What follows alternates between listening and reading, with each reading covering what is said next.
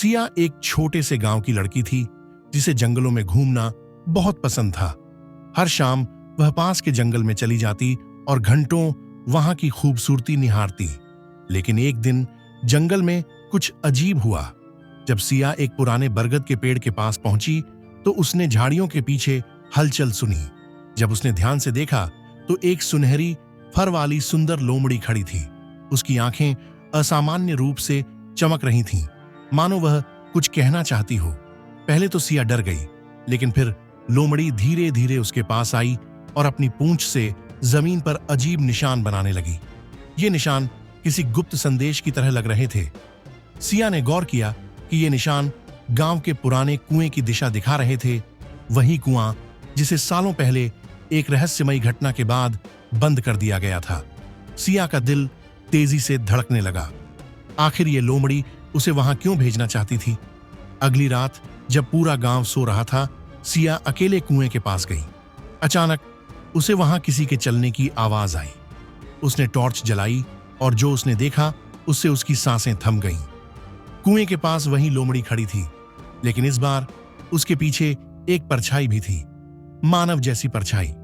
सिया ने घबराकर पीछे हटने की कोशिश की, लेकिन तभी एक जानी पहचानी आवाज आई। तुम्हें यहां आने में देर हो गई सिया। यह उसके दादाजी की आवाज थी, जो कई साल पहले गायब हो गए थे। क्या वे सच में थे या यह कोई छलावा था?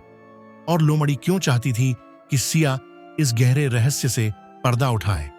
सिया का दिमाग सुन्न पड़ गया। दादाजी की आवाज? लेकिन यह कैसे मुमकिन था? वो तो सालों पहले लापता हो गए थे। उसने हिम्मत जुटाकर कुएं की ओर कदम बढ़ाया। जैसे ही उसने नीचे झांका, कुएं के अंधेरे में दो चमकती आंखें दिखीं, वही लोमड़ी। लेकिन इस बार उसकी आंखों में एक अजीब सी चेतावनी थी। सिया, पीछे हटो। आवाज फिर से आई, लेकिन अब उसमें दर्द और घबराहट थी। सिया ठिठक गई।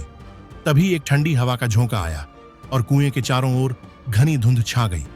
अचानक जमीन उसके पैरों तले खिसकने लगी और वो फिसलते हुए कुएं के अंदर गिर गई। अंधकार के भीतर सिया को लगा कि वो बहुत देर तक गिरती रही, लेकिन अचानक उसे किसी चीज ने थाम लिया। वो जमीन पर नहीं गिरी थी, बल्कि उसने खुद को एक अजीब सुनहरी रोशनी में घिरा हुआ पाया। वो किसी गुप्त सुरंग में थी और सामने वही लोमड़ी खड़ी थी। तुम्हें सच जानना होगा सिया, लोमड़ी ने कहा। सिया ने हैरानी से उसे देखा। तुम बात कर सकती हो? लोमड़ी ने सिर हिलाया। हाँ, लेकिन मेरे पास ज्यादा समय नहीं है। तुम्हारे दादाजी जिंदा हैं, लेकिन एक शाप के कारण वे इस दुनिया से गायब हो गए। ये कुआं सिर्फ एक कुआं नहीं, बल्कि एक प्राचीन द्वार है, दो दुनियाओं के बीच का रास्ता। सिया की सांसें तेज हो गईं। कौन सा शाप? और मैं उनकी मदद कैसे कर सकती हूं?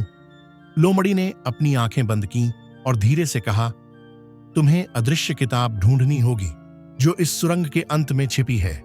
वो किताब तुम्हारे दादाजी को वापस ला सकती है, लेकिन ध्यान रखना, तुम्हारी हर एक हरकत पर कोई नजर रखे हुए है। सिया ने हिम्मत जुटाई और आगे बढ़ी। सुरंग के अंत में उसे एक पुराना लकड़ी का दरवाजा मिला। जैसे ही उसने उसे खोला, एक विशाल अंधेरा कक्ष सामने आया। कमरे के बीचों बीच एक प्राचीन किताब रखी थी, लेकिन जैसे ही सिया ने किताब की तरफ कदम बढ़ाया, एक परछाई उसकी तरफ लपकी, ठीक उसी तरह जैसे उसने कुएं के पास देखी थी। परछाई की आंखें जल रही थीं और उसने फुसफुसाकर कहा, यह किताब तुम्हारी नहीं है सिया। अगर तुमने इसे छूने की कोशिश की तो हमेशा के लिए खो जाओगी। आगे क्या होगा? क्या सिया किताब हासिल कर पाएगी या वो भी उसी शाप का शिकार हो जाएगी?